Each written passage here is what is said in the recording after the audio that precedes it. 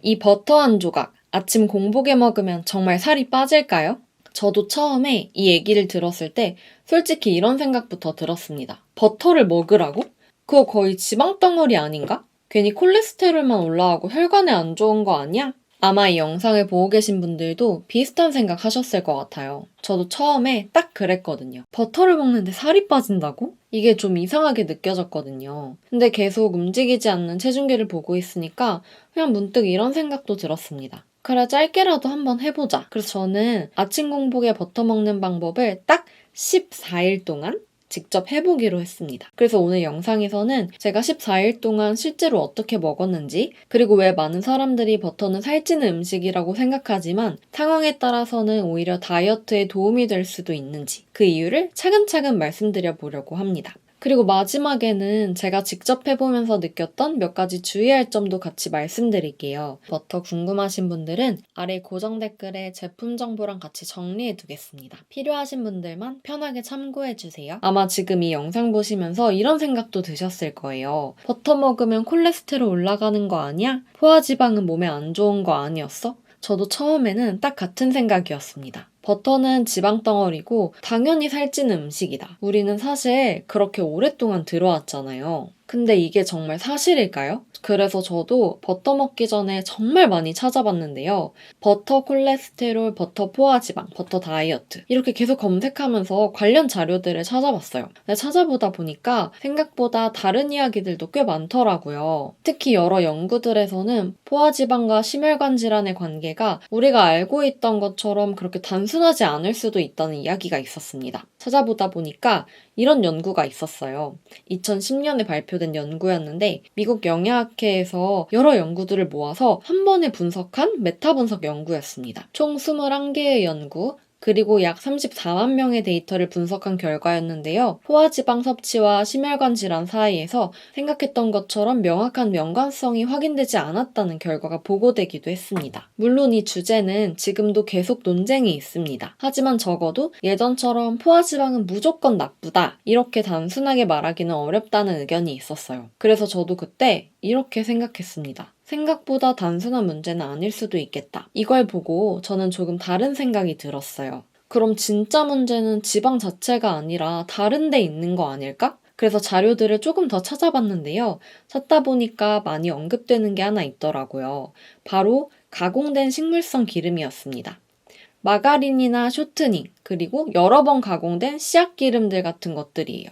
이런 기름들은 가공 과정에서 산화가 되거나 지방 구조가 변형될 수 있다는 이야기들이 많았습니다. 반대로 버터처럼 비교적 자연에 가까운 지방은 탄수화물처럼 혈당을 급격하게 올리지 않기 때문에 포만감이 조금 더 오래 유지된다는 특징이 있었어요. 그래서 저탄고지 식단이나 버터 다이어트에서는 탄수화물을 줄이고 지방을 에너지원으로 사용하는 방식을 강조합니다. 쉽게 말해서 우리 몸이 당 대신 지방을 에너지로 쓰게 되는 방식이라고 보시면 됩니다. 그래서 저는 이왕 해보는 거 버터도 제대로 골라보자 싶었어요. 그래서 성분을 하나씩 비교해가면서 버터를 찾아봤습니다. 유크림 함량은 어떤지, 첨가물은 어떤 게 들어가 있는지, 어디에서 만들어졌는지, 후기도 많이 찾아봤습니다. 여러 제품을 비교하다가 제가 선택하게 된 버터가 하나 있는데요. 바로 이 라꽁비에트 버터였습니다. 이 버터는 프랑스 노르망디 지역에서 전통 방식으로 만들어지는 버터인데 퍼스트 클래스 기내식이나 5성급 호텔에서도 사용되는 버터로 꽤 유명하더라고요. 그래서 흔히 버터계의 에르메스라는 별명으로 불린다고 합니다. 그리고 무엇보다 버터를 공복에 매일 먹어야 하니까 저는 맛이 굉장히 중요하다고 생각했거든요. 후기를 찾아보니까 버터 풍미가 진해서 단독으로 먹어도 괜찮고 빵이랑 같이 먹으면 차이가 확 느껴진다는 이야기들이 많았습니다. 그래서 저는 이거로 결정을 하게 되었어요. 첫날입니다. 버터 다이어트를 시작하기 전에 저는 백화점에 가서 버터를 하나 직접 골라왔습니다. 제가 고른 건 라꽁비에트 버터고 이 버터가 재밌는 게 15g씩 개별 포장이 되어 있어요. 그래서 따로 번거롭게 소분하거나 양을 재지 않아도 딱 한 조각이 한 번에 먹기 좋은 양이더라고요. 냉장고에서 하나 꺼내서 처음으로 먹어봤습니다. 솔직히 처음에는 공복에 이것만 먹는 게 맞나? 이 생각이 들면서 조금 망설여지긴 했습니다. 근데 막상 먹어보니까 생각보다 훨씬 고소했고 얼려서 먹었더니 약간 디저트 먹는 느낌이 나더라고요. 그래서 생각보다 먹기 부담스럽진 않았어요. 그래서 그날부터 아침을 따로 챙겨 먹는 대신에 공복에 버터 한 조각을 먹고 나머지 식사는 평소 먹던 식단을 그대로 유지했습니다. 지금 3일 차인데 사실 지난 첫날부터 문제가 하나 있었어요. 버터 향이 저한테는 조금 많았던 것 같아요. 처음에 15g 한 조각을 그대로 먹었더니 그날 하루 종일 속이 불편하더라고요. 그래서 다음 날에는 양을 절반으로 줄였고 3일 차에는 조금씩 나눠서 먹어봤습니다. 그랬더니 훨씬 속이 편했고 몸도 조금 더 안정적인 느낌이었습니다. 그래서 저는 방법을 조금 바꿨어요. 처음부터 많이 먹기보다는 적은 양으로 시작해서 조금 늘리는 방식으로요. 이게 저한테는 훨씬 편하더라고요. 지금 버터 다이어트 5일 차입니다. 근데 이쯤 되니까 신기한 변화가 하나 생겼는데 원래 제가 점심을 먹고 나면 회사에서 오후 3시나 4시쯤 되면 꼭 간식을 먹었거든요. 과자나 빵 같은 걸 습관처럼 먹었어요. 근데 버터를 먹기 시작한 이후로는 신기하게도 그 시간이 돼도 배가 크게 고프지 않더라고요. 그래서 그날부터는 군것질을 안 하게 됐습니다. 마침 그날 회사에서 날씨 이슈 때문에 현장 일을 좀 도와달라는 연락이 와서 출근 전부터 현장에 나가서 일을 도와주고 왔습니다. 보통 공복 상태로 이런 일을 하면 금방 힘이 빠지거든요. 근데 이날은 아침에 이 버터 한 조각만 먹었는데도 생각보다 든든했습니다. 평소보다 1시간 정도 일찍 출근해서 퇴근할 때까지 일을 했는데도 크게 배가 고프거나 거짓 배고픔 같은 건 생기지 않더라고요. 그래서 저는 이게 버터 다이어트에서 이야기하는 포만감인가 생각이 들었습니다. 그리고 또 하나, 버터는 탄수화물처럼 혈당을 급격하게 올리지 않기 때문에 인슐린도 크게 올라가지 않습니다. 그래서 간헐적 단식을 할 때처럼 혈당이 비교적 안정된 상태를 유지할 수 있어요. 그런데 여기서 주의할 점이 하나 있는데요. 버터를 먹는다고 해서 아무 식단이나 먹어도 되는 건 아닙니다. 제가 지난번 버터 다이어트 영상에서도 말씀을 드렸었는데 조금 더 덧붙이자면 버터 다이어트는 저탄고지 식단을 같이 해야 효과가 있습니다. 보통 우리는 버터는 지방 덩어리니까 당연히 살찐다 이렇게 생각해왔지만 실제로 지방을 저장하게 만드는 데에는 탄수화물이 큰 영향을 줍니다. 밥이나 빵 그리고 면 같은 탄수화물을 먹으면 혈당이 올라가고 인슐린이 분비됩니다. 그러면 인슐린이 남은 에너지를 지방으로 저장하게 되는데 이 과정이 반복되면 뱃살이 늘어나게 됩니다. 그래서 저는 이게 단순한 느낌이 아니라 몸에서 실제로 변화가 있는 건가 궁금하기도 했어요. 그래서 자료를 조금 찾아봤는데 EBS 다큐 프라임에서 탄수화물과 비만에 대해 설명하는 내용을 보게 됐습니다. 탄수화물을 많이 먹으면 혈당이 빠르게 올라가고 그걸 낮추기 위해 인슐린이 많이 분비되는데 이 과정이 반복되면 남은 에너지가 지방으로 저장될 가능성이 높아진다고 합니다. 특히 내장 지방은 면적이 100cm 제곱 이상이면 질병 위험이 높아지는 수준이라고 설명을 해요. 그래서 저탄고지 식단에서는 탄수화물을 줄이고 지방을 에너지원으로 쓰는 방식을 이야기합니다. 쉽게 말하면 우리 몸이 당 대신에 지방을 태우는 방식으로 대사가 바뀌는 거예요. 하지만 여기서 또 중요한 한 가지가 있는데요. 버터가 칼로리가 높은 음식이에요. 이 버터 한 스푼만 해도 약 70칼로리 정도가 됩니다. 그런데 이 버터도 많이 먹고 탄수화물도 많이 먹는다? 그러면 몸에서 먼저 들어온 지방을 에너지로 사용하게 되기 때문에 체지방 연소가 오히려 늦어질 수도 있어요. 그래서 저는 밥은 3분의 1 공기 정도만 먹는 방식으로 조절했습니다. 지금 버터 다이어트 7일 차예요. 일주일 정도 지나니까 몸이 조금씩 적응하는 느낌이 들더라고요. 공복 상태에서도 생각보다 에너지가 유지됐고 아침에 버터 한 조각을 먹으면 일하면서도 집중력이 오히려 더 좋아지는 느낌이 있었습니다. 아마 이 시점부터는 몸이 탄수화물 대신 지방을 에너지로 사용하는 상태에 조금씩 적응하고 있는 게 아닐까 싶어요. 근데 여기서도 주의할 점이 하나 있는데요. 버터를 그냥 먹는다고 해서 다이어트가 되는 건 아닙니다. 탄수화물을 같이 많이 먹게 되면 버터 칼로리까지 더해지기 때문에 오히려 살이 찔 수도 있어요. 그래서 저는 이 기간 동안 탄수화물 섭취를 최대한 줄이고 저탄고지 식단을 계속 유지했습니다. 그리고 14일 후 최종 결과입니다. 체중은 이렇게 줄었고 배둘레도 이 정도 이제 줄어들었어요. 제가 느낀 가장 큰 변화는 의외로 배고픔이 훨씬 줄었다는 점이었어요. 그럼 도대체 버터가 우리 몸에서 어떤 역할을 했던 걸까요? 첫 번째는 몸의 에너지 사용 방식이 조금 바뀌었다는 거예요. 보통 우리가 밥이나 빵 같은 탄수화물을 먹으면 우리 몸은 그걸 가장 먼저 에너지로 사용합니다. 근데 탄수화물을 줄이고 지방 섭취가 늘어나면 몸은 다른 거를 에너지로 사용하기 시작합니다. 이때 간에서는 지방을 케톤체라는 에너지로 바꾸게 되는데 이 케톤체는 뇌나 근육이 사용할 수 있는 연료가 되기 때문에 탄수화물이 부족한 상황에서도 에너지를 유지하는 데 도움이 될 수 있어요. 쉽게 말하면 탄수화물을 주로 쓰던 몸이 지방을 연료로 사용하는 방향으로 조금씩 바뀌는 과정이라고 볼 수 있습니다. 두 번째 변화는 배고픔이 확실히 덜하다는 느낌이었어요. 다이어트 해보신 분들은 아시겠지만 사실 제일 힘든 게 허기잖아요. 근데 지방 위주로 먹으면 포만감이 생각보다 오래가는 느낌이 있습니다. 우리 몸에는 배고픔을 느끼게 하는 호르몬이 있는데 지방이 어느 정도 들어오면 이 신호가 비교적 안정적으로 유지가 돼요. 그래서 어떤 분들은 버터를 소량 먹었을 때 포만감이 더 오래 간다고 느끼기도 합니다. 저도 아침에 버터를 조금 먹었을 때 점심까지 배고픔이 크게 느껴지지 않은 날이 꽤 있었어요.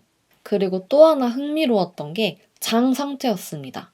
버터에는 부티르산이라는 지방산이 들어있는데 이 성분이 장 환경에 도움이 될 수 있다는 연구들이 있습니다. 그래서인지 다이어트하면 변비가 생길 줄 알았는데 오히려 장이 좀 편하다고 느낀 날도 있었습니다. 물론 이 부분은 개인차가 있을 수도 있어요. 그리고 버터를 먹는 방법 중에 방탄커피라는 방법도 있습니다. 뜨거운 커피에 버터랑 MCT 오일을 넣고 믹서로 섞어서 마시는 방식인데요. 지방을 빠르게 에너지로 사용할 수 있게 도와준다고 알려져 있어서 공복 운동 전에 마시는 분들도 많습니다. 저도 한번 먹어봤는데 저는 솔직히 말씀드리면 저한테는 조금 안 맞는 느낌이 있어서 매일 마시기는 좀 어렵더라고요. 그래서 저는 그냥 버터를 소량으로 먹는 방식이 훨씬 편했습니다. 그런데 여기서 하나 중요한 게 있습니다. 버터라고 해서 다 같은 버터가 아니거든요.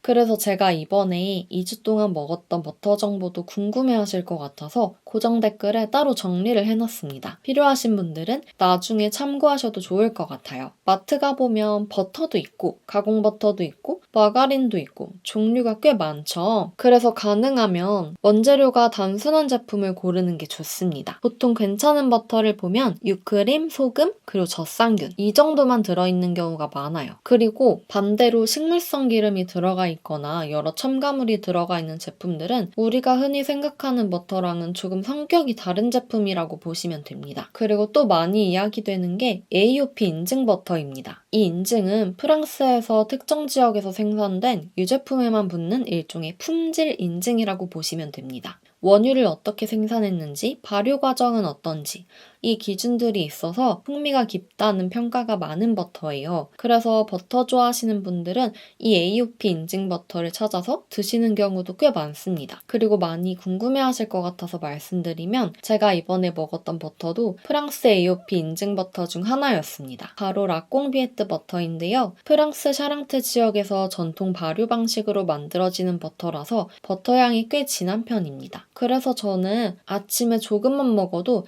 버터 특유의 풍미가 생각보다 진하게 느껴지더라고요. 물론 꼭 이 버터를 드셔야 하는 건 아니지만 제가 2주 동안 실제로 먹었던 제품이라서 라꽁비에트 버터 궁금하신 분들은 아래 고정 댓글에 제품 정보랑 같이 정리해 두겠습니다. 필요하신 분들만 편하게 참고해주세요. 그리고 버터를 사용할 때 작은 팁 하나가 있습니다. 버터는 기본적으로 냉장 보관을 하는 게 좋지만 공기랑 계속 닿게 되면 산패가 조금 더 빨리 진행될 수가 있어요. 그래서 사용할 때는 필요한 만큼만 잘라 쓰고 남은 버터는 포장을 잘 밀봉해서 보관해주는 게 좋습니다. 그리고 또 하나는 냄새가 강한 식품들이랑 같이 두면 버터의 향이 배일 수도 있습니다. 그래서 가능하면 다른 식품들이랑은 조금 분리해서 보관하는 게 좋아요. 그럼 버터는 얼마나 먹는 게 좋을까요? 보통 이야기하는 양은 하루에 5g에서 15g 정도를 적당한 양으로 많이 이야기합니다.